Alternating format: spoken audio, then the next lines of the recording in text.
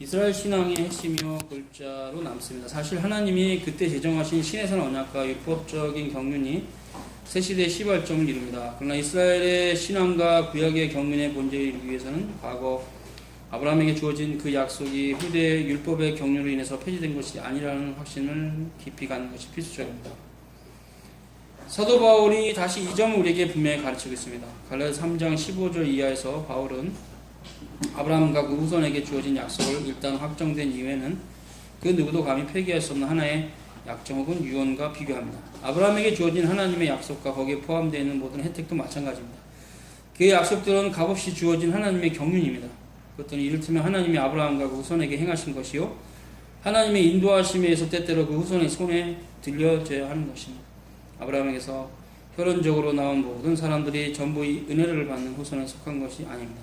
하갈과 그들과 나온 자손들은 그런 사람들입니다. 성경은 씨들, 즉 여러 85페이지죠. 세례들이나 여러 족속들에 대해 말씀하지 않고 오로지 야곱에게 나오게 될 하나의 씨, 한 세대를 말씀하는 것입니다.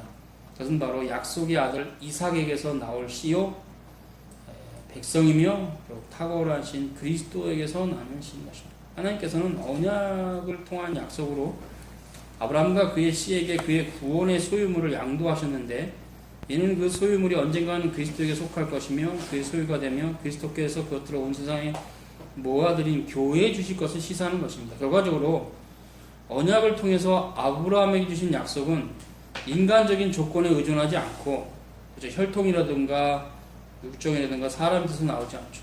오직 하나님께로 오는 거죠. 그 말과 연결되는 말이에요.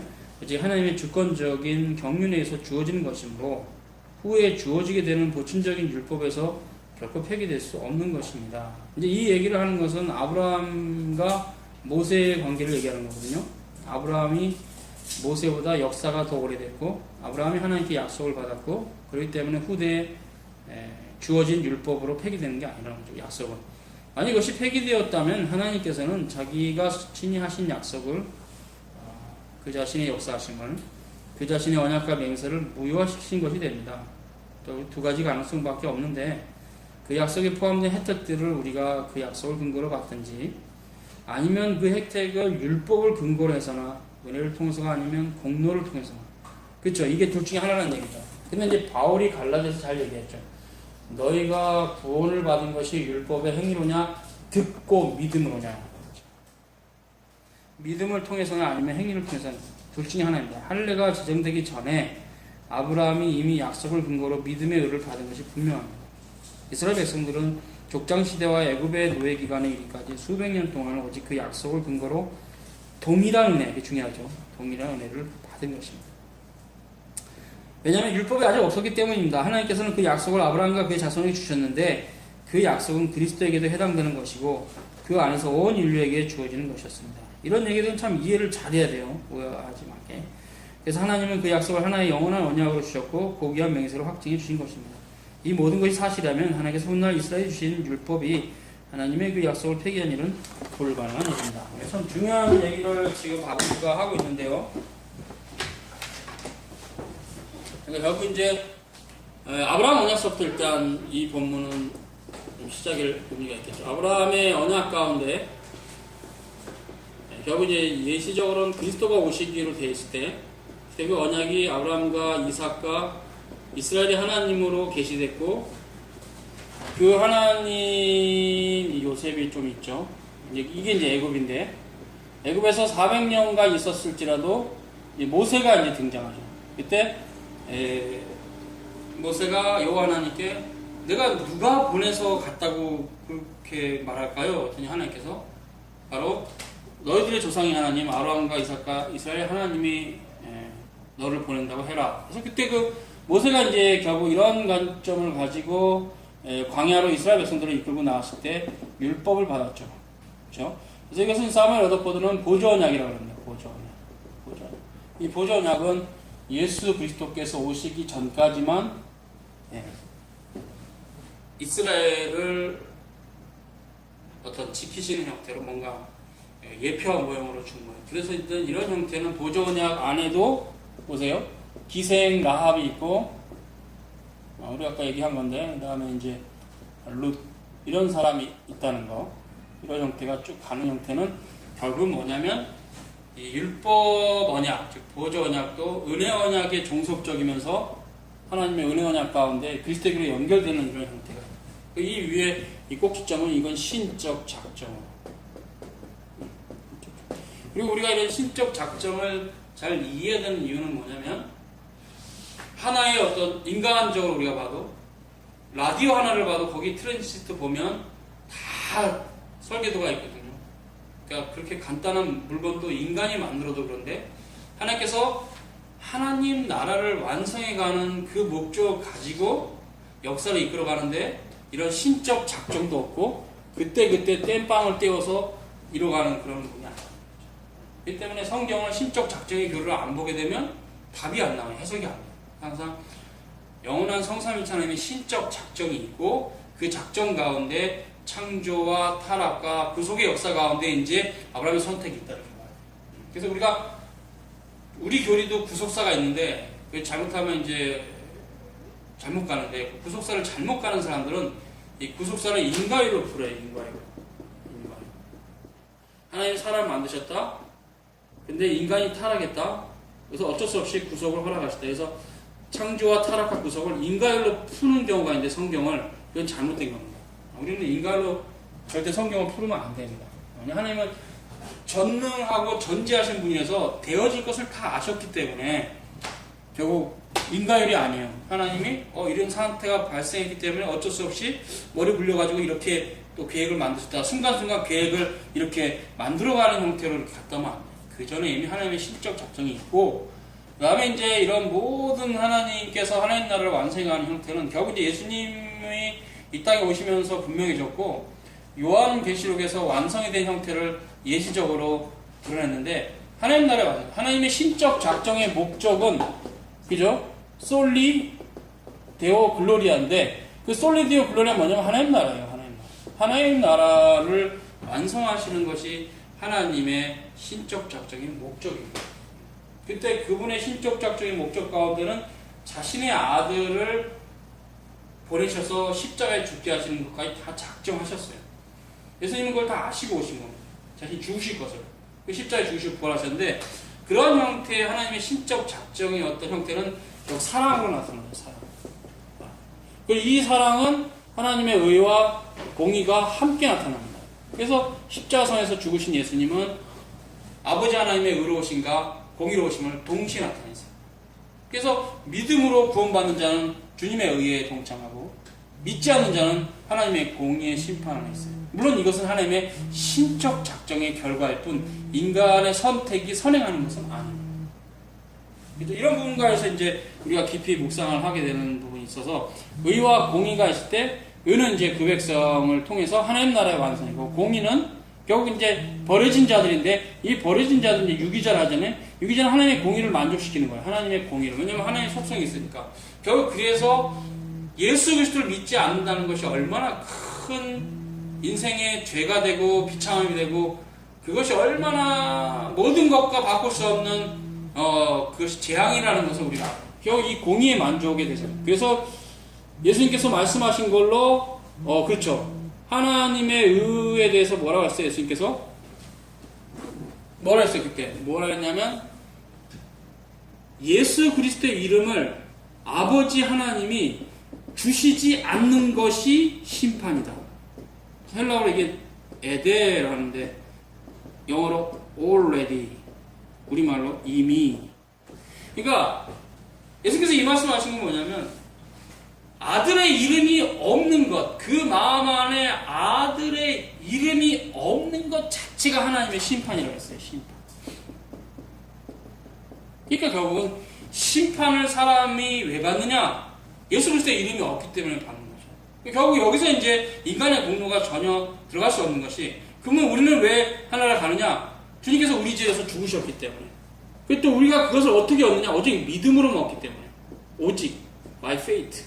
믿음으로만 얻기 때문에 우리의 공로는 하나도 하나 앞에 쓸모가 없어요.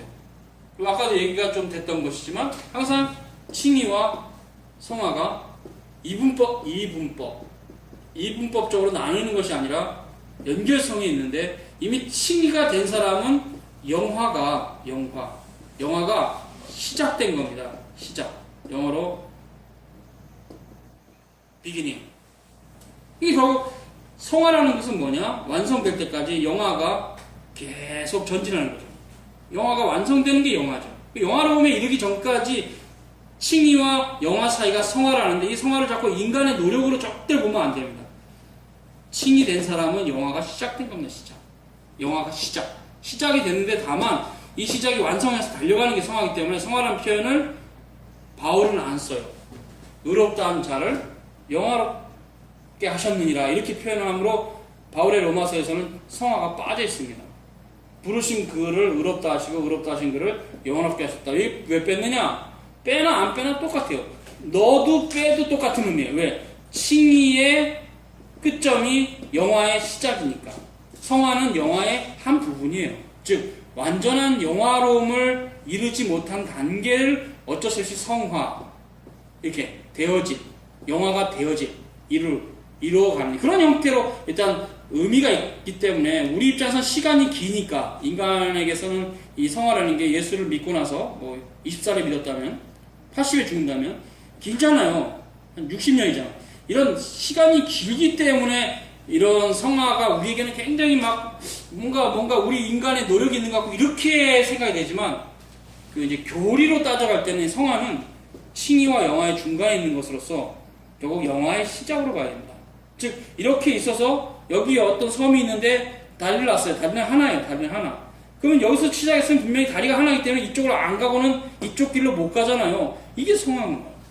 그러니까 이거 칭의와 영화 중간에 있는 건데 성화가 되지 않는다는 것은 그건 말도 안 되는 거예요. 말도 안 돼. 그런 부분간에서 이제 아직 칭의가 중생을 받지 못한 자이거나 이렇게 해석이 되지 성화를 자꾸 인간의 노력으로 이렇게 풀어가려고 하는 분들이 칭의는 하나님의 은혜로 100% 받고 이제 성화는 나의 노력으로 받는다 해서 성화가 많이 되면 하나에서 큰 집에 살고 성화가 적게 되면 개털집에 산다 이런 말도 안 되는 교리들을 만드는 건데 그래서 역사 안에서 자꾸 성화를 보려고 하니까 그러나 모든 신자들의 삶의 섭리는 하나님의 주권적 은혜 안에 있기 때문에 우리가 결코 성화를 인간의 노력으로 보면 안 됩니다. 전적으로 하나님의 주권적 은혜입니다. 그래서 이제 이런 형태가 우리가 있을 때 그래서 구원론을 가려고 하는 건 아닌데도 자꾸 이런 형태가 자꾸도 이렇게 말들이 도니까 중요한 것은 이제 이런 하나님의 큰 신적 작전 가운데 역사가 어떻게 이렇게 이루어져 가면서 말라기가 끝나고 그리스도 안에서 우리를 향한 이제 이방인이죠. 우리는 유대인이 아니잖아요. 이방인이잖아요. 이방인을 향하신 하나님의 구원이 어떻게 쫙 펼쳐지는가 그런 것들을 성경을 통해서 보면서 은혜를 받아야 돼 십자들. 이게 굉장히 중요한 겁니다.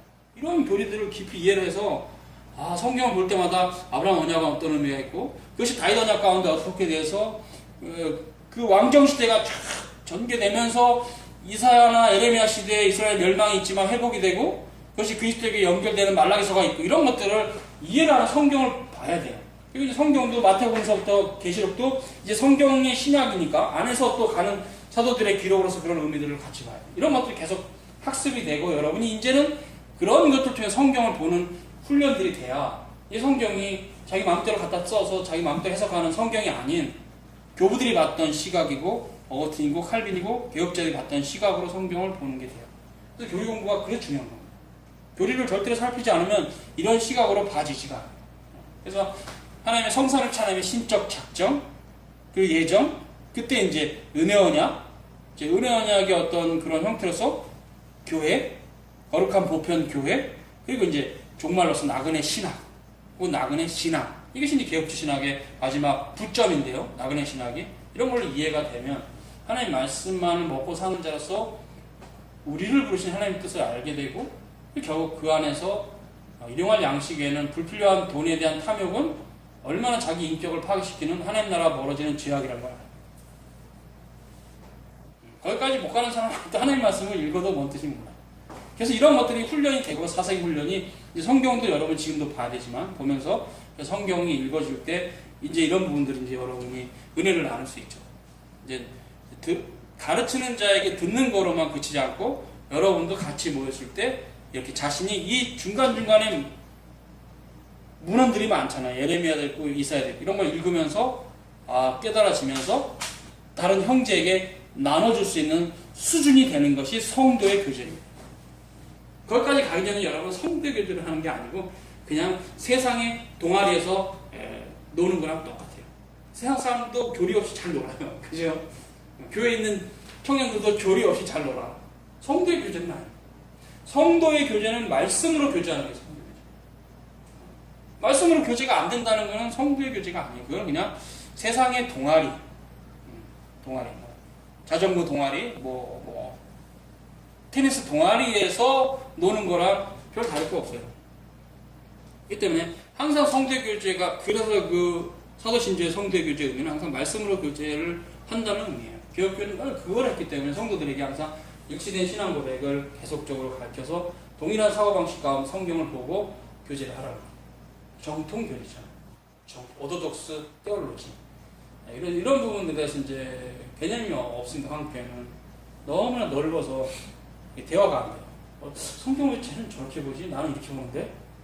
그러면 이제 둘 중에 누가 옳으냐, 이게 이제 심각한 문제가 돼요. 그럼 그 교리가 대두가 안 될 수가 없어요.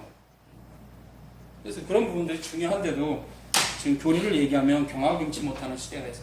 그런데 교리가 선행되지 않는 한 이런 흐름들이 안 나와요. 이런 흐름들이 안 나온다고. 왜 이런 은혜 언약이 있고 율법시대 보조 언약이 있는데 이 보조 언약은 말 그대로 왜 보조 언약인지, 이것은 예수님 오시기 전까지 한시적으로 있는 것이, 이런 것이 이해가 안 돼요. 신적 작정이 이해가 안 돼요.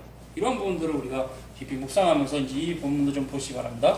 그래서 이제 흐름들을 한 번 더 봤어요. 여러분 다시 좀 봅시다. 그래서 결국 그리스도에게 속하고 교회에게 주실 것이죠. 결과적으로 언약을 통해서 아브라함이 주신 약속은 인간적인 조건에 의지하지 않고 하나님 주권적 경륜이다. 이게 얘기했죠. 그때 그 뒤에까지 얘기했잖아요. 그래서 이제 그게 뭐냐? 이스라엘 백성들은 족장 시대와 애굽의 노예가 있는 수백 년 동안 오직 그 약속 근거로 동일한 은혜를 받았다. 그 쭉 얘기했죠. 그래서 다 얘기했어요. 그래서 결국 이것이 훗날 이스라엘 주신 율법이 하나님의 약속을 폐기한 일은 불가능하다.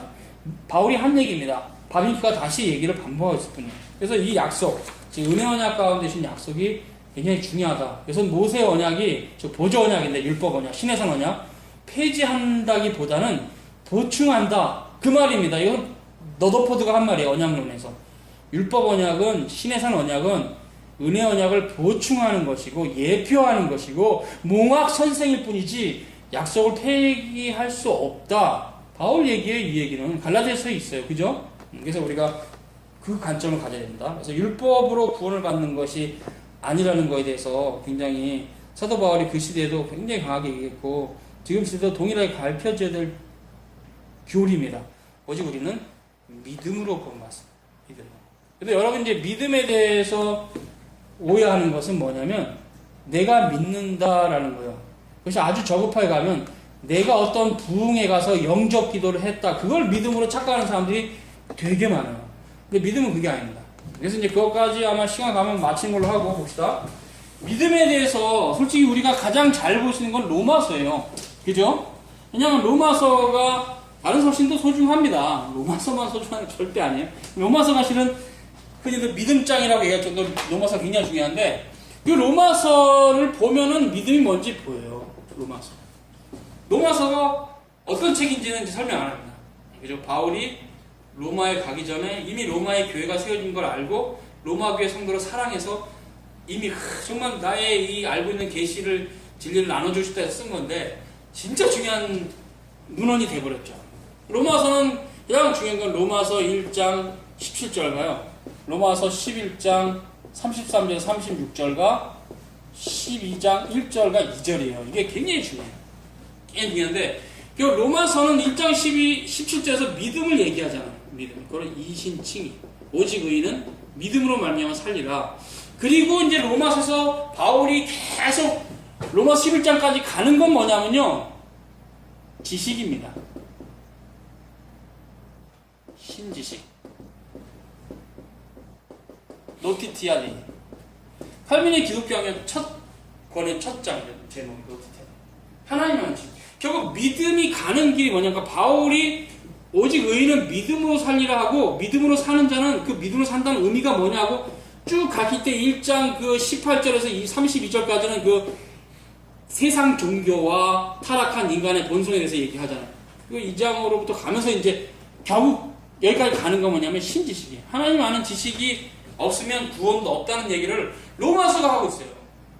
제가 로마서는 부족하나마 원문 전체를 다 훑어본 사람이고 로마서 강의가 나왔고 지금도 로마서 본문을 원문 분석을 하고 있는데 로마서의 큰 주제는 결국 그거예요. 솔리, 데오, 글로리아예요. 이게 로마서 대주제인데 여기 있죠. 로마서 11장 33절과 36절. 그게 대주제고 그 대주제가 어떻게 하나님을 영화롭게 할 수 있느냐? 우리는 믿음으로만 영화롭게 할 수 있어요. 우리 행위는 아무짝에 쓸모가 없는 겁니다. 뭘 내가 하나님 앞에 믿음 외에 뭔가 나의 행함으로 막 뭘 드리겠다고 프락시스를 굉장히 좋아하는 사람들 많은데 성지체조차도 있는 다 쓰레 같은 짓거리 지금 하는 거예요. 오직 믿음으로만 구원받고 우리는 믿음으로 살아야 돼요. 믿음을 제끼고 행함을 또 몇 가지 더하면 하나님이 받으시겠지라는 그런 우사 같은 사고는 빨리 버려야 됩니다.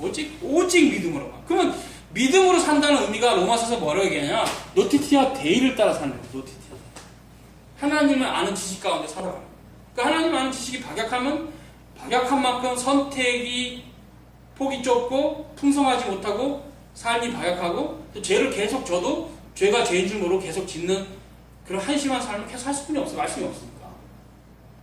지금도 기독교인 중에서 죄가 죄인지도 모르고 계속 똑같은 죄를 죄가 죄인지를 알면은 물론 고치는 것도 과제이지만 그냥 알면은 아 이거 이러면 안 되는데 다시는 하지 마라 이런 의식이 있는데 죄가 죄인 줄 모르면 오히려 옳다고 생각하면 계속 행해요. 죄가 죄인 줄 깨닫기 전까지는 계속 죄를 행해요. 이게 인간의 본성. 하나님의 말씀으로 우리가 죄를 깨닫는다는 것과 하나님의 의를 알아간다는 건 거의 일치합니다. 그래서 여기 통하고 여기 통 물이 있으면 이게 죄고 이게 의면 여기 물이 빠져가는 만큼 여기 넘어가는 똑같아요. 이게 의고 이게 죄예요. 그러니까 죄를 깨닫고 점점 죄로부터 자유하게 되는 것과 의가 점점 차가는 게 똑같은 개념인데 이게 하나는 빼는 개념이 하나 집어넣는 개념이에요. 그러니까 결국 우리가 어거스틴이나 칼빈처럼 죄에 대해서 깊이 알아가서 하나님 앞에 쫙 깔리면 야 이분은 근데 그냥 나는 큰일을 했어. 나는 10,000명이 모이는 목회를 해. 이런 애들은 다 병신이지. 뭘 모르는 사람이에요. 하나님께서 원하시는 그게 아니거든요. 어거스틴처럼 칼빈처럼 쫙 깔리는 거거든요. 깔리는 거. 그 고속도로를 가면 1억이 넘는 비싼 차는 쫙 깔립니다. 근데 티코 같은 나쁜 차는 덜덜덜 떨어요. 막 위로 막 떨어. 나쁜 차는. 약간 우스갯소리 하는 건데. 결국은 하나님을 아는 지식 가운데 점점점 우리가 살아가는 거죠. 그러니까 하나님 아는 지식이 굉장히 중요해요. 그래서 로마서는 믿음으로 살아라. 이게 믿음으로 사는 거고, 요게 이제 솔리디오 글로리하고, 요게 이제 연결됐을 때 누스가 있어요. 누스가. 여기 로마서 11장 33절과 36절과 12장 1절 2절 다 누스가 있는데 본문을 볼까요? 이 본문을 하도 많이 봐갖고 제가 원문을 애우고 있기 때문에 저는 원문을 안 봐도 됩니다. 그리고 보세요. 로마서 12장하고 11장 보면요. 어디에 누스가 있냐면 11장 보세요. 33절에 깊도다 하나님의 지혜와 여기 지식이 나오잖아요. 여기가 누스가 아니고요. 지식의 풍성하며 그의 판단을 헤아리지 못할 것이며 그의 길은 찾지 못할 것이라. 누가 주의 누스를 알았느냐. 여기 누스가 나와요. 34절에 누가 주의 누스를 알았느냐. 누가 그의 모사가 되었느냐. 누가 주께 먼저 들여서 갚으심을 받겠느냐. 아무도 없다는 얘기죠. 네버라는 얘기죠. 하나님의 누스를 인간은 모른다는 얘기예요. 만물이 주에게 나오고 주로 말미암고 주에게 돌아가는 이 신적 작정교리 여기 있어요. 그에게 영광이 세세 있을지어다. 솔리디오 글로리아가 여기 있어요. 아멘. 그리고 12장에 가세요. 형제들아 내가 하나님의 모든 자비하심 여기 누스가 어딘지 보세요. 너희를 권하니 너희 몸과 하나님이 기뻐하시는 거룩한 산제서 드리라. 이는 너희들을 합당한 예배니라. 너희는 이 세대를 본받지 말고 오직 누스를 새롭게 함으로 변화를 받아 하나님의 선하시고 기뻐하시고 온전한 뜻이 무엇인지 분별하도록 하라. 보이죠? 누스가. 그러니까 이런 형태는 실은 로마서 전체가 말하고 있습니다. 보세요. 로마서 대표적으로 10장을 보세요. 거기 보면 형제들아 1절부터 있습니다. 잘 따라오세요. 형제들아 내 마음에 원하는 바와 하나님께 구하는 바는 이스라엘을 위함이고 그들로 구원을 받게 함이니라. 내가 증언하노니 그들이 하나님께 열심히 있으나 올바른 지식을 따르는 것이 아니라 하나님의 의는 모르고 자기 의를 세우려고 힘써 하나님에 의해 복종치 아니하니라 해서 풀렸죠. 그 다음에 그 밑에 보니까 뭐라 했어요? 믿음은 들음에서 나며 들음은 그리스도의 말씀을 한다. 17절이죠. 또 이것을 통해서 바울이 이사야서까지도 인용하면서 말하려고 하는 게 뭐냐? 하나님을 아는 지식이 유대인들이 없다는 거예요. 왜 그렇게 됐냐면요. 그 당시에 구약을 읽었던 서기관과 바리새인들도 왜 하나님을 아는 지식에 대해서 무지하게 됐냐면 그런적으로 그들이 말라기서가 사라진 이후에 선지자들의 가르침이 없었고 하나님 섭리지만 그 당시 로마 제국의 철학이었던 그리스 철학에 매몰이 되었어요. 그래서 혼합주의. 구약을 말하면서도 헬라 철학과 아주 교묘하게 섞여 있는 가르침이 바리새인들의 가르침입니다.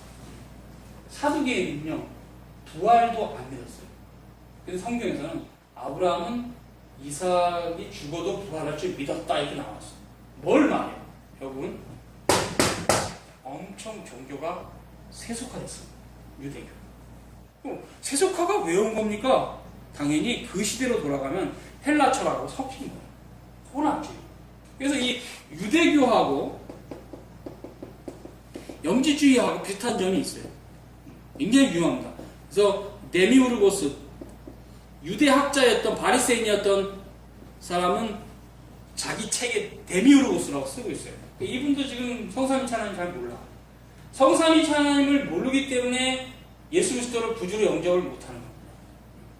그래서 성삼위일체 교리가 교부들이 결정을 했죠. 인간이 결정한 건 맞습니다. 그래도 역사적으로 봤을 때 그 교리가 매우 소중한 것은 얼마나 소중했으면 하나님의 섭리 가운데 2세기서부터 4세기 거의 한 300년의 역사를 계속 삼위일체 교리에 관해서 끝없는 싸움이 있었던 그 의미가 뭐냐. 결국은 승리의 신학으로 삼위일체가 니케아 신조에서 결정이 나고 콘스탄티노플에서 재확인하고 그리고 기독론에서는 칼케돈 신조가 결정이 되는 의미가 뭐냐. 그것은 결국 그 300년의 긴 역사, 초대교회 역사 전체를 삼위일체론으로 싸웠다는 것은 모든 정통신학은 삼위일체론에서부터 나온다는 거예요. 예정론은 어디서 나온지 아세요? 삼위일체론에서 나옵니다. 왜 나온지 아세요? 예정론을 썼던 은총론에서 예정론을 말했던 어거스틴이 삼위일체론의 집대성자예요. 그러니까 그가 삼위일체론을 공부해보니까 하나님의 은총으로 우리가 공부하는구나 해서 은총론이라는 책을 썼는데 그 안에 예정론이 나와요. 그러니까 정통신학의 뿌리는 분명해요. 2세기서부터 4세기까지 교부들의 신학이 있고 그게 마지막이 어거스틴이고 그 다음 타락하니까 어거스틴 신학을 그대로 받았던 비록 역사는 긴 시간 이후지만 16, 17세기의 종교개혁자들의 신학이죠. 개혁신학이죠. 개혁신학이 올바르지 않다고 얘기를 하고 싶으면 로마 카톨릭이 올바르다고 얘기를 하면 됩니다. 왜? 로마 카톨릭이 실은 기구적인 그 역사로 보면 이분들이 2세기부터 계속 타락한 거거든요. 삐딱선을 탔지만 어찌됐건 간에 이분들이 그래서 로마 카톨릭은 지금도 우리를 이단하는 게 우리들은 바로 사도시대 베드로의 후계자다 이런 식으로 말도 안 되는 썰을 푸니까 자기들이 얼마나 지금 개걸을 먹으라고 삐딱선을 탄지 모르고 과연 이분들의 이런 마리아 숭배 사상이나 교황 무호설이 2세기 3세기의 교부들의 신학과 일치하는지 그냥 책 보면 알아요. 근데 여러분 왜 모르느냐? 한글로 된 게 아니니까 모르지. 한글로 다 번역되고 여러분 책을 보면 다 확인이 된다고. 이렇게 먼 나라의 다른 언어로 기록돼서 우리가 지금 보지 못함으로 확인이 안 되는 그런 평신도의 상태라는 건 어쩔 수 없지만 실은 목회자들도 확인하기가 쉽지 않은 그런 되고 확인만 된다면 분명히 로마 카톨릭의 교리랑 개혁 16, 17세기 개혁주의 교리랑 비교해보면 16, 17세기 개혁주의 교리가 바로 교부들 신학과 일치하고 로마 카톨릭은 또 혼합주의 후대에 계속 세속화되면서 전혀 성경에 없는 다른 얘기들을 같이 섞어가지고 믹싱시켜서 만든 교리가 면제부, 교황 무호설, 마리아 승천설 이런 거. 그러니까 또 약간 얘네들이 뭐 공식적으로는 아니지만 약간 좀 우리가 비판하면 꼭 다른 신을 섬긴 것 같은 위험성이 로마 카톨릭이 있어요. 물론 삼일체를 받기 때문에 받아들이니까 우리가 뭐라 그러기 힘든데 그래도 마리아 무호설은 이건 완전히 원죄 교리를 파괴시키는 예수님 한 분에는 아무도 죄가 없는 분은 없어요.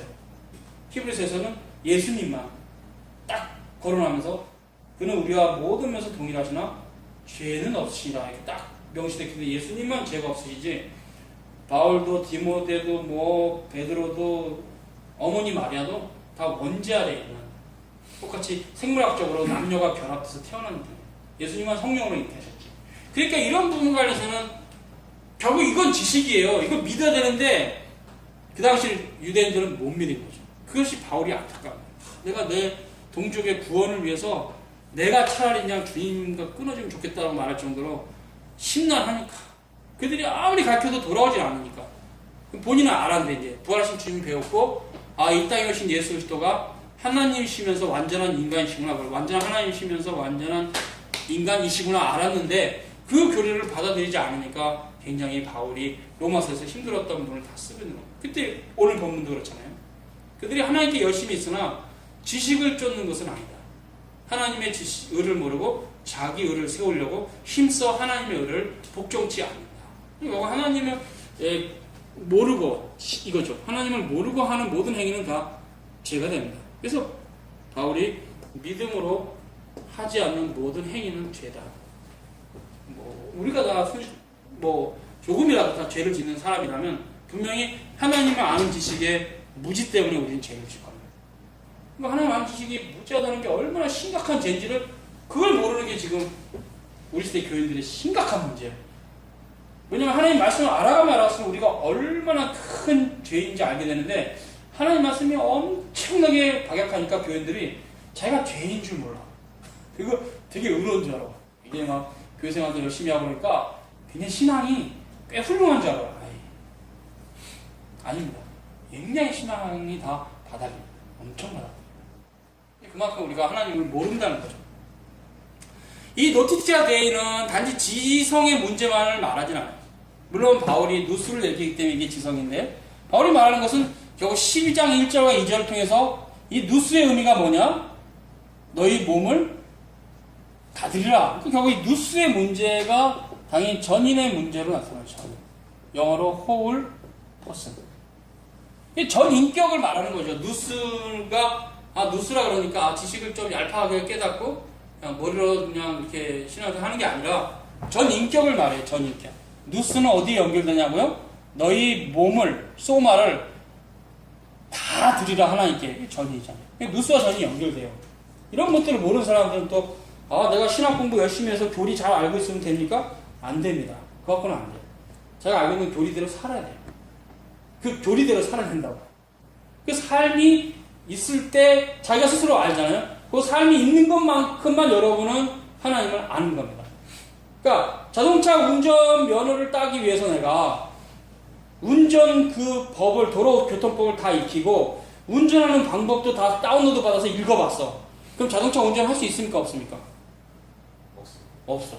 당연히 못해. 절대 못한다. 운전도 잡는 순간 사고 나요. 이게 당연히 그걸 머릿속에 기억하고 훈련해서 그죠? 시험관한테 통과가 돼야 돼. 잘 멈추고 잘 쓰고 잘 돌리고 잘 키고 이걸 다 해서 너는 가장 기본적인 것에 대해서 통과. 이게 뭡니까? 결국 그게 면허증이 있는 것처럼 믿음도 교리를 알았다? 그거는 자동차 면허증에 필기시험 합격한 거예요. 면허증 안 나와요. 실기시험 합격해야 돼. 뭡니까? 교리대로 사는 것이 신앙이에요. 교리대로. 여러분이 하나님 아는 교리들이 이제 조금씩 사람마다 차이가 있으니까 그러나 어쨌든 조금씩 알아갈 때 그 말씀대로 살아가는 형태가 결국 신앙이에요. 말씀대로 사는 것만큼만 하나님을 아는 겁니다. 만약에 불순종하면 하나님을 모르는 사람이에요. 그래서 계명에 순종한다는 것이 굉장히 중요하고 예수님께서도 나의 계명을 가지고 지키는 자는 나를 사랑하는 자예요. 또 계명에 순종하지 않으면요 하나님 나라가 아니에요. 그 사람은. 왜냐하면요 보세요. 통치잖아요. 만약에 한국 사람이 한국에 와서 필리핀 사람이 한국에 와서 한국의 도로교통법을 안 지키고 막 역주행하고 그래 보세요. 감옥에 가야 돼요. 그 사람. 왜? 한국 사람은 아니죠. 당연히 한국에 왔으면 한국의 법을 지켜야지. 그래야 한국 사람이죠. 최소한 한국 안에 있으면서 감옥에 안 가지. 한국에 와서 한국 법을 안 지키고 자기 마음대로 살아보세요. 그럼 감옥에 가요. 똑같은 겁니다. 도로교통법을 아는 것이 모르는 것보다 중요하지만 그거는 50%예요. 그 도로교통법대로 운전을 해야지 그 나라 백성이지, 불법을 행하면 그 나라 백성일지라도 감옥에서 썩어야 될 백성이죠. 그죠? 마약을 먹고 하지 말았는데 살인을 하고 청부살해하고 이래보세요. 비록 대한민국 국민으로 태어났어도 감옥에 갑니다. 똑같은 그 나라 백성이 아니라는 거죠. 너는 1년 징역, 그럼 너 1년 동안 대한민국 시민권을 박탈한다 이거요. 하나님도 마찬가지. 하나님의 말씀에 순응하지 않으면 하나님 백성 아니에요. 그 때문에 교리대로 살아란 말과 그런 말이 같은 의미인데, 아까 도로교통법도 같은 의미를 제가 다르게 표현한 것뿐입니다. 그래서 이거 누스는 결코 단지 지적인 걸 말하는 게 아니라 로마서 12장 1절과 2절인 대로 전인을 말하고 있어요. 그래서 12장 1절과 2절을 바울이 얘기하면서 이제 들어가는 것은 여러분이 눈으로 보세요. 그리스도인의 생활에 대해서 얘기하죠. 그죠? 그때 이제 뭐가 중요하냐면요. 이게 이제 칼빈이 말한 적정과 절대 원리인데, 그 보세요. 3절입니다. 내게 주신 은혜로 말미암아 너희 각 사람에게 말하노니 마땅히 생각할 그 이상의 생각을 품지 말고 오직 하나님께서 각 사람에게 나눠주신 믿음의 분량대로 지혜롭게 생각하라. 이게 적정과 절대 원리예요. 즉 하나님의 말씀이 가는 데까지만 가고, 하나님의 말씀이 멈추면 멈추고, 하나님의 말씀이 말씀하면 말씀하고, 침묵하면 나도 침묵하고, 말씀 따라 사는 사람에 대한 규모 있는 삶을 지금 바울이 얘기했고, 칼빈이 이 원리를 깨닫고 적정과 절대 원리라는 그런 교리를 만든 거예요.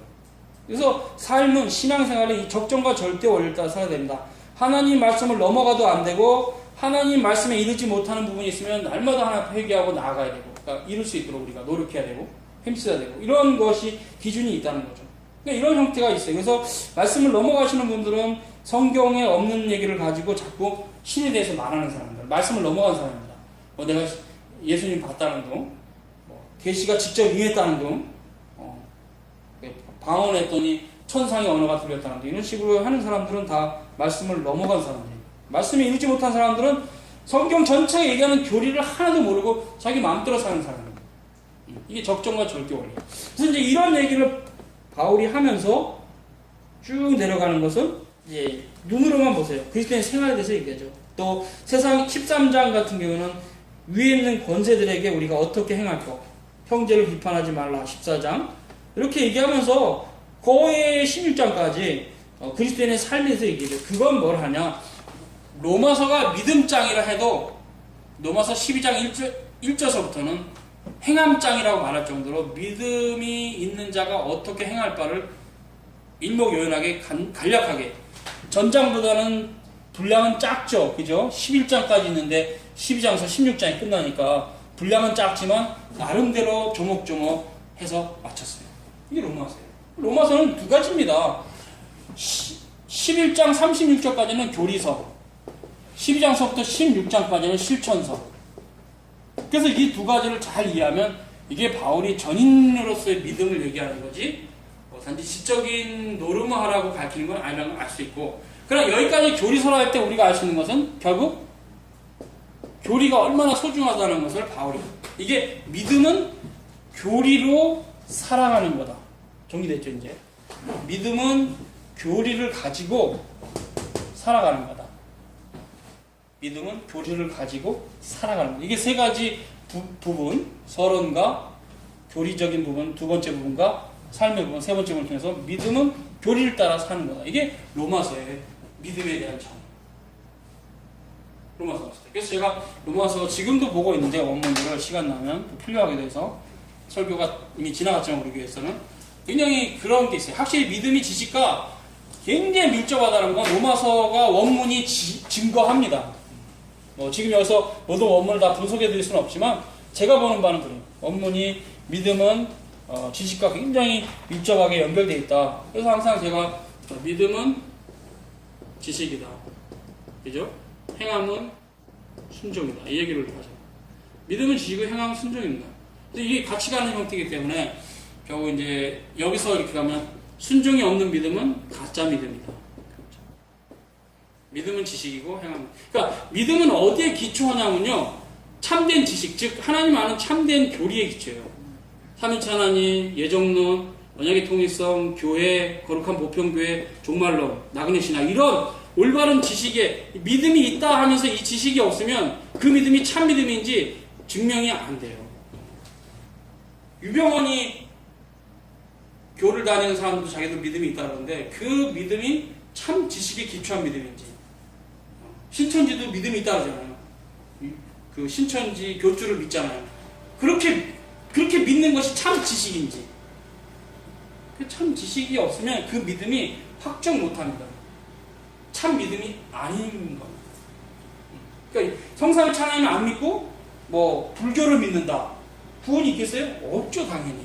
믿음은 항상 지식에 기초하는 겁니다. 그 믿는 믿음, 그러니까 하나님의 관점에서 믿음을 주신 목적이 뭐냐? 하나님을 아는 지식으로 자라가게 하시고자 믿음을 주신 겁니다. 이거 베드로후서 맨 끝절에 있어요. 그죠? 베드로후서 맨 끝절에 뭔가요? 한번 볼까요? 베드로후서 맨 끝장 시야베베. 보세요. 오직 우리 주, 거기 누가 읽어주실래? 18절. 오직 우리 주 곧 구주 예수 그리스도의 은혜와 저를 아는 지식에서 자라가라. 영광이 이제와 영원한 날까지 저에게 있을지어다. 네, 베드로도 정확히 보고 있어요. 바울만 정확히 보는 게 아니라 베드로도 정확히 보고 있어요. 믿음이 뭔지. 오직 우리 주 곧 구주 예수 그리스도의 은혜와 그를 아는 지식에서 자라가라. 그것이 성화예요. 그 성화라고. 영광이 이제와 영원한 날까지 그에게 있을지어다. 하나님 말씀이 분명히 제시들을 하는데 왜 이런 것들이 교회 안에서 가르쳐지지 않는지 모르겠어요. 분명히 가르쳐요. 모든 교회가 다 이런 걸 가르쳐야 돼요. 믿음이 뭐냐? 믿음은 참된 지식에 기초한다. 즉 참된 지식을 알고자 참된 믿음이, 중생은 뭐냐? 참된 지식을 이제 하나님을 알아가게. 그래서 이런 형태의 같이 가고, 행함은 뭐냐? 순종이죠. 우리가 행한다는 게 하나님 말씀을 제끼고 내 멋대로 행하는 게 아니라 하나님 말씀에 순종하는 거예요. 그래서 야고보서는 행함장이라 그러는데 그것이 우리가 마음대로 행한다는 의미가 아니라 하나님 말씀에 행한다, 순종의 의미예요. 그래서 행함이 없는 믿음은 죽은 믿음이라는 얘기는 하나님 말씀에 순종이 없는 믿음은 죽은 믿음이라는 뜻이에요. 말씀을 벗어난 행함을 말하는 것이 아니에요. 이런 부분들의 이해도를 여러분이 마음 안에 이렇게 다 집어넣어 놓고 이제 성경도 읽어가면 또 되고 교리도 알아가면 되고 이런 부분이 같이 가는 거예요. 그래서 우리가 이런 부분 같이 볼 수 있는데 좀 더 읽어갑시다. 6시니까. 그러나 이것이 사실이라면 다음과 같은 질문이 더 중요합니다. 곧 그렇다면 하나님께서는 어째서 율법을 이스라엘에게 주셨는가 하는 것이 그것이다. 다시 말해서 율법으로 시작되는 그 은혜 언약의 경륜의 의미와 중요성은 무엇이며 또한 이스라엘의 신앙의 본질 혹은 골자는 무엇인가 하는 것이다. 이런 질문이 바울의 시대도 중요했고 오늘날 시대도 그러하다. 사도 시대에는 이스라엘의 신앙의 골자를 율법에 찾고 그래야 이방인들이 이스라엘 통해서 할례와 율법주의 통해서 기독교로 나아가서 요구하는 사람도 있었다. 이와는 달리 율법을 천박한 신에게 속한 것으로 보며 또한 천박한 신앙적 입장을 대변한 것을 보면서 율법을 멸시하는 일도 있었다. 그 당시 율법주의자와 반율법주의가 함께 존재하며 서로 정반대되는 양극단의 입장을 대변하고 있다. 그래서 여기서 이제 바비가 잘 지적한 대로 율법주의와 반율법주의는 둘 다 잘못된 거라는 거죠. 한쪽은 문자주의고, 문자주의는 알죠? 문자, 말 그대로. 문자주의는 야, 성경에 봤더니 예수님이 무리로 걸어간다. 우리도 믿음으로 무리로 걸어갈 수 있을까라고 말하는 사람들. 야, 성경에 봤더니 마가복음에 막 예수님 믿는 자는 이런 표적이 있는데 독사굴에 손 넣어도 안 죽고 독을 먹어도 산다고 그러더라. 그런 식으로 하나님을 시험하면 지금은 독 먹으면 다 죽어요. 독사굴에 손 넣으면 다 즉사합니다. 절대 그런 건 하는 거 아닙니다. 사도들의 권세예요. 그러니까 이런 형태가 안에서 율법주의는 문자주의고 반율법주의는 아무것도 행할 필요가 없어. 하나님이 다 아시니까. 반율법주의예요. 아닙니다. 행할 게 되게 많아요. 물론 명칭도 다르고 나타나는 형태도 다르지만 오늘날도 동일한 태도가 있다. 어떤 이들은 이스라엘의 신앙의 골자를 윤리적 율법주의, 즉 하나님이 우리에게 오직 그의 계명들을 지킬 것만을 요구하시는 그런 거룩하신 하나님이라는 것을 인정하는 태도를 찾는다. 그리고 이 사람들은 기독교의 골자도 동일한 시각으로 바라보면서 양자 사이의 차이를 무시한다. 즉 개화된 유대인과 개화된 그리스도인이 서로 정확히 동일한 신앙을 고백한다고 보는 것이다. 그러나 이와는 달리 영적인 자유라는 높은 위치에 서서 천하고 편협하며 쾌쾌먹은 율법주의자 유대교를 멸시하는 일이 있다. 이들은 유대인의 손에서 인류를 해방시키는 것을 최고의 이상으로 여긴다. 그들은 모든 악을 추적하여 유대교를 돌리며 모든 선을 인도 유럽 종족에 찾는다. 그래야 셈족의 정서와 반셈족의 정서가 서로 대적하며 극단적인 경우에는 그것들이 동일한 어로 속에 만나는 일이 잦는 것이다. 그래서 율법주의와 반율법주의는 같이 만난다는 바빙크 얘기를 좀 명심하시고요. 바울의 경우를 보면 율법의 의미와 의도의 문제가 그에게 너무도 중요했기 때문에 그의 서신서들에서 거듭거듭 그 문제를 다룬다. 그 문제에 대해서 바울이 제시한 해결은 다음과 같다. 첫째, 율법은 약속에 덧붙여진 것이요 후에 주어진 것이요 따라서 본래 약속과 연관된 것이 아니었다. 즉 약속이 주어진 후 오랜 세월이 지나서 율법이 선포되었는데 율법이 주어졌다 해서 그쵸 약속이 폐지된다는 것이 아니에요. 일시적이고 잠정적인 성격이죠. 약속은 혹은 은혜 언약은 영원하지만 율법은 아브라함의 참된 자손인 그리스도께서 오시기 전까지 몽학선생으로 있다는 얘기죠. 그래서 그리스도께서 오셔서 그 안에서 약속이 성취되고 그가 약속의 내용을 받으셔서 나눠질 때까지만 지속되는 거예요. 로마서 5장 20절, 갈라디아 3장 17, 19를 잘 참고하시고요. 둘째, 율법의 일시적이며 잠정적인 성격은 이미 그 기원에서부터 표현되고 있다. 율법의 기원이 하나님께 있다는 것은 사실이다. 그러나 하나님은 그것을 이스라엘 백성 한 사람 한 사람에게 직접 주신 것이 아니라 온갖 종류의 매개 수단들이 있었다.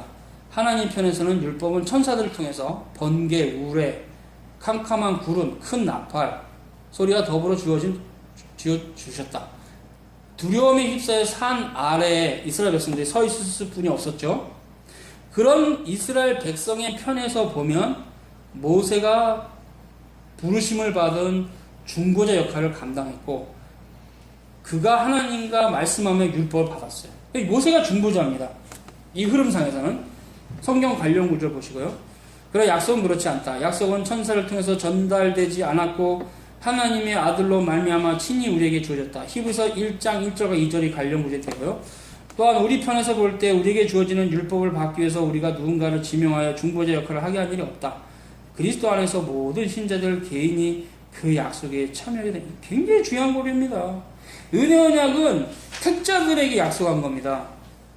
가시적인 이스라엘 백성이 아니라 참된 택자들에게, 즉 이것은 외적 부르심에 속한 자들이 아니라 내적 부르심까지 가는 하나님의 참된 백성들에게 은혜 언약은 주어진 거예요. 그걸 모르고 자꾸 어떤 때에서는 뭐 선택과 언약을 분리한다는 그런 헛소리들을 하는데 은혜 언약 자체는 택자들에게 약속된 겁니다. 그것이 비록 가시적인 형태로 할례가 주어졌지만 그렇다 해서 그것이 마음의 할례를 받지 못한 그냥 육신의 할례만 받은 사람들에게 은혜 언약이 주어진 게 아닙니다.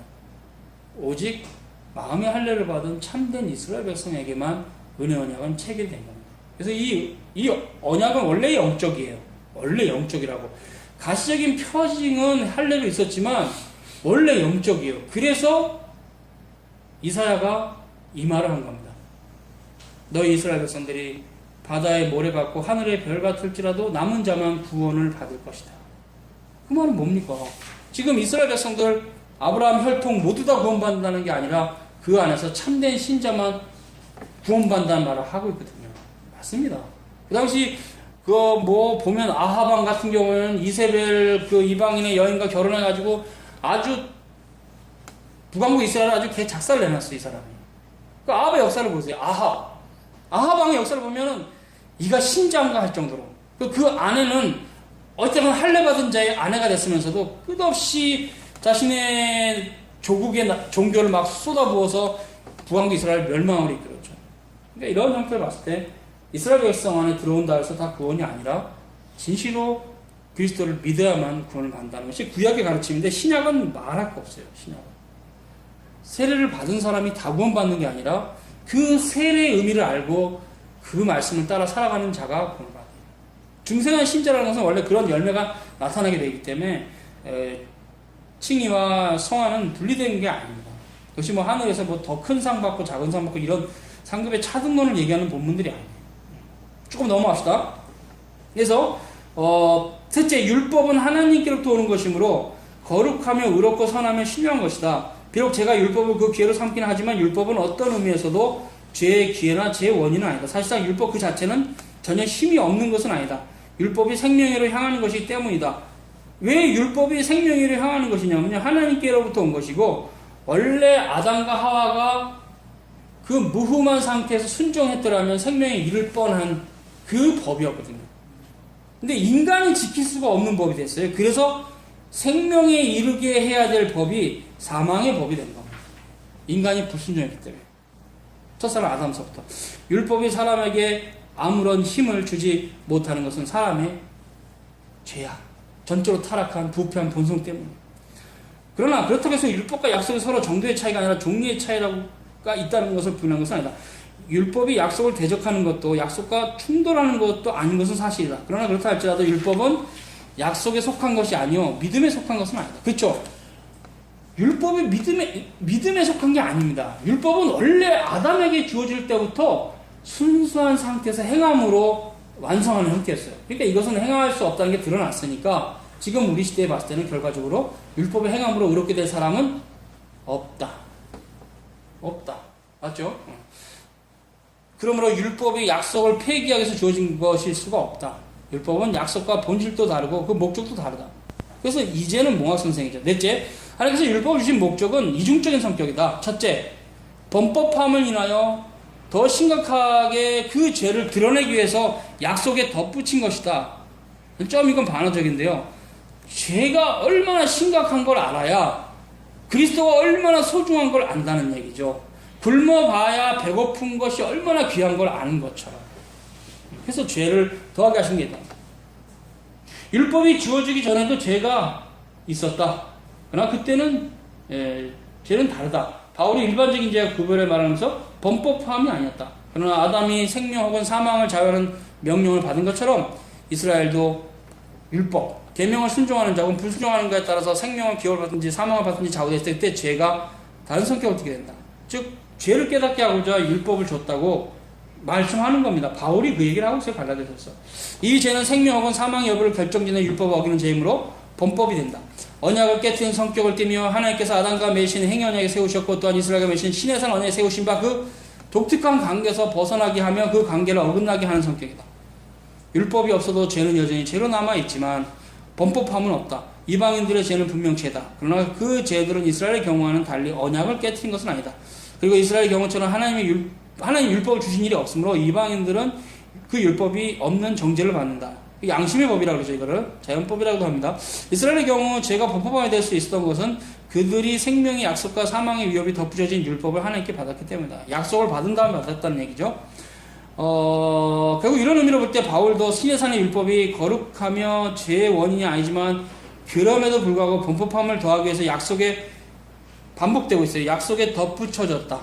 그 율법이 죄의 힘이며 또한 욕망을 부추기는 것이라거나 제가 계명을 기회로 삼아 범법하게 된다거나 그런 율법이 없다면 제가 잠자고 죽어 있게 된다거나 율법이 범죄를 즉 일반적 의미에서 제가 아니라 본적으로 언약을 깨트리고 성격에 속한 특별한 죄들을 의미해서 범죄를 많게 만든다고도 얼마든지 말할 수 있다. 그러나 율법이 존재하는 결과로 이 모든 것들이 일어나는 것들은 율법은 반드시 진노를 불러일으키며 신적인 형벌을 위협하며 모든 사람들과 그 모든 행위에 대해서 심판을 선언하며 이제는 율법이 사람을 의롭게 하기는커녕 오히려 모든 사람을 저주 아래 가둬놓는다. 하나님의 진노를 당하도록 한다.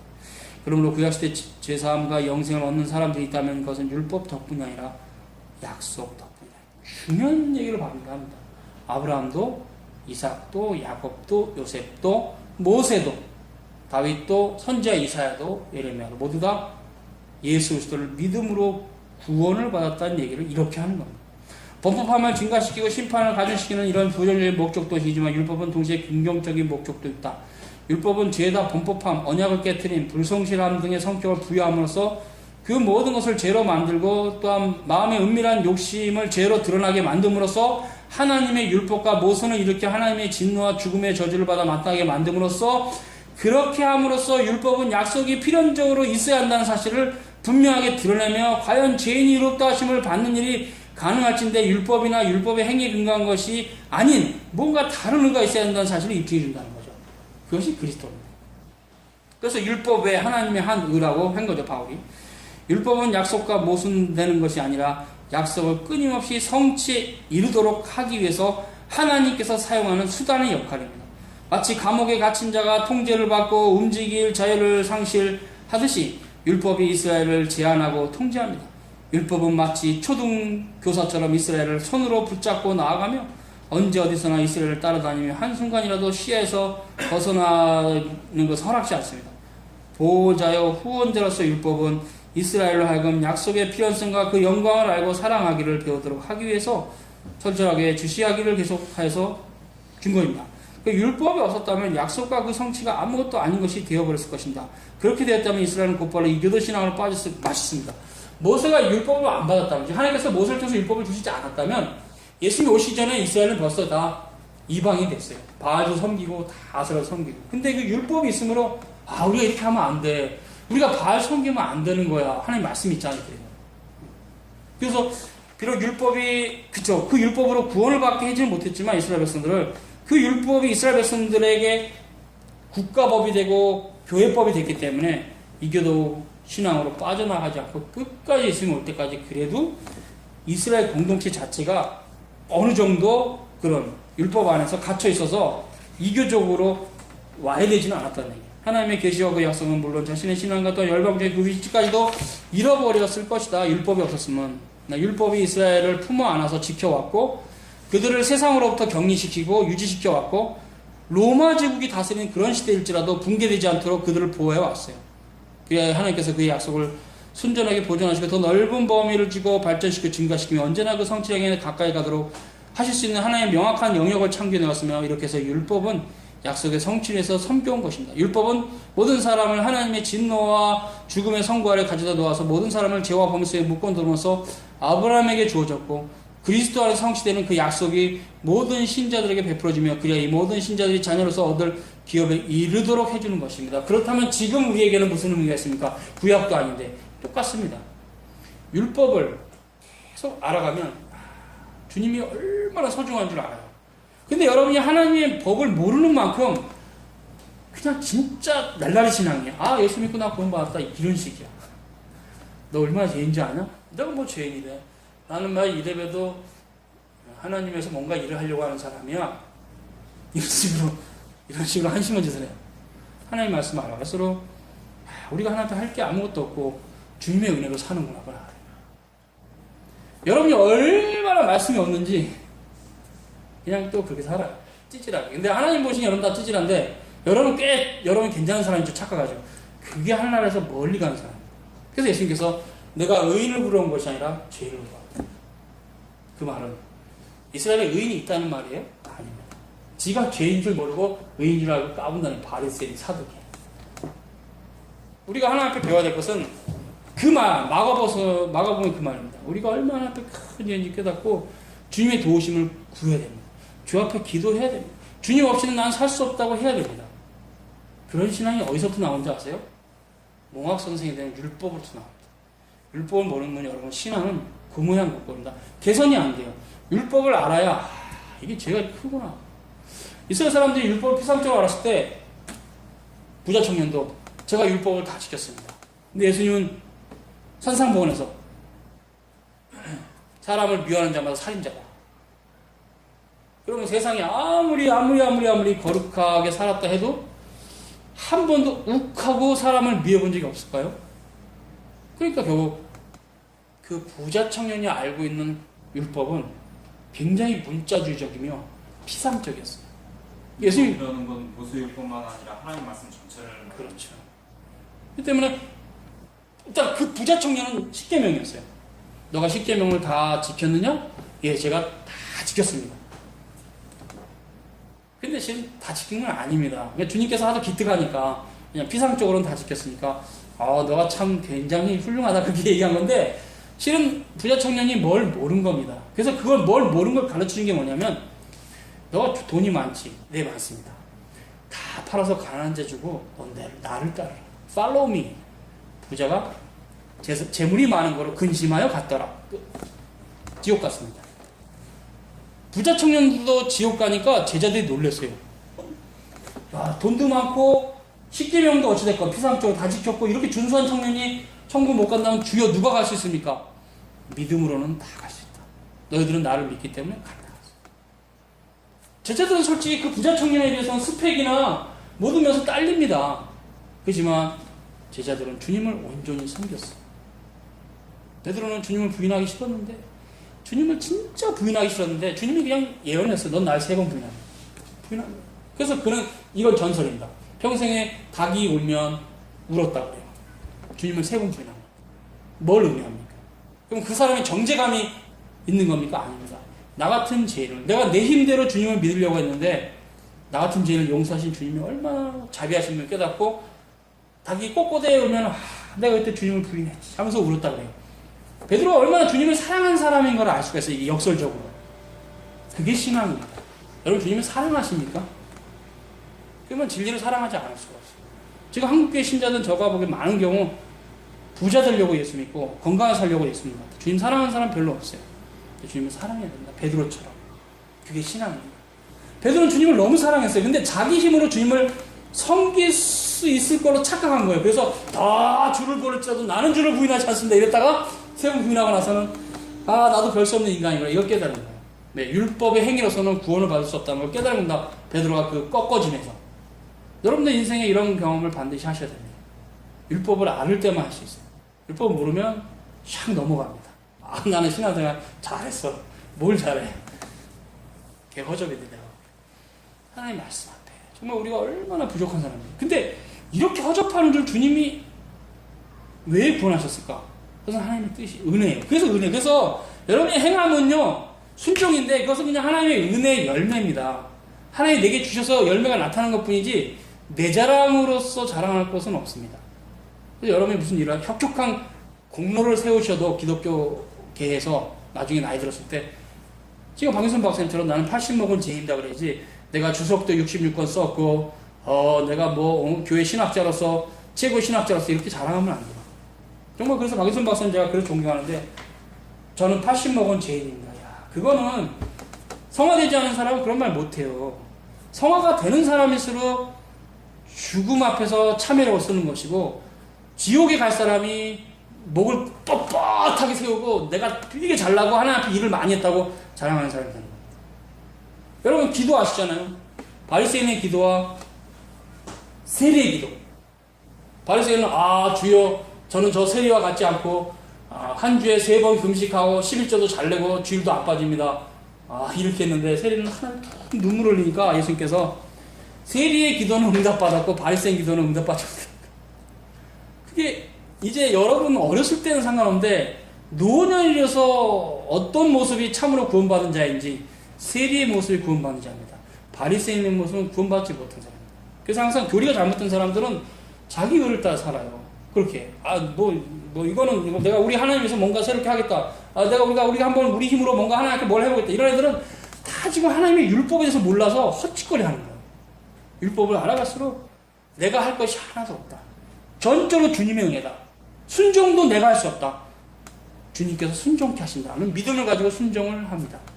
그래서 우리는 믿음으로 말씀했어요. 그래서 여러분에게 제가 믿음을 늘 강조하는 것은 지식을 강조하는 것과 연결되는데 그래서 첫 단계는 항상 지식입니다. 어찌됐건 알아야 되잖아요. 뭔가 하나님 뜻이 뭔가를 성경으로부터 알아야 되잖아요. 이거 굉장히 열심히 해야 됩니다. 여러분. 굉장히 열심히 하세요. 일용할 양식을 버는 거 외에는 거기에 생애 전체를 올인하세요. 하나님 알아가는데. 일용할 양식을 버는 거에 방해가 되지 않는 한도 내에서. 그리고 이제 그런 것이 여러분에게 알아가진다면 분명히 여러분에게 도전이 올 겁니다. 무슨 도전이? 하나님께서 나의 말에 순종하라. 이게 와요. 말씀이 처음은 단데요. 그냥 써요. 처음이 단 것은 너무 좋으니까 이 지식이 깊고 분명하고 올바르니까. 근데 쓴 건 뭐냐면 나에게 행함을 요구해. 근데 나는 썩어 빠진 인간에서 행할 수가 없어. 그 고통스러운 과정 가운데 주님을 닮아가고 바울이 되고 베드로가 되는 겁니다. 순종하십시오. 하나님의 말씀에. 그게 제가 오늘 하죠. 기도합니다. 거룩하신 주님 감사합니다. 또 사랑하는 우리 청년들이 주님의 말씀을 알아갈 때 그 말씀에 순종하게 없어서 온전하게 순종케 없어서 저는 우리가 어떤 것도 그 말씀 앞에 붙일 수 없고 뺄 수 없는 줄 믿습니다. 그 말씀대로 살아가는 우리가 되게 도와주시고 예수 이름으로 기도 올립니다. 빨리 밥 먹고 신방 갑시다.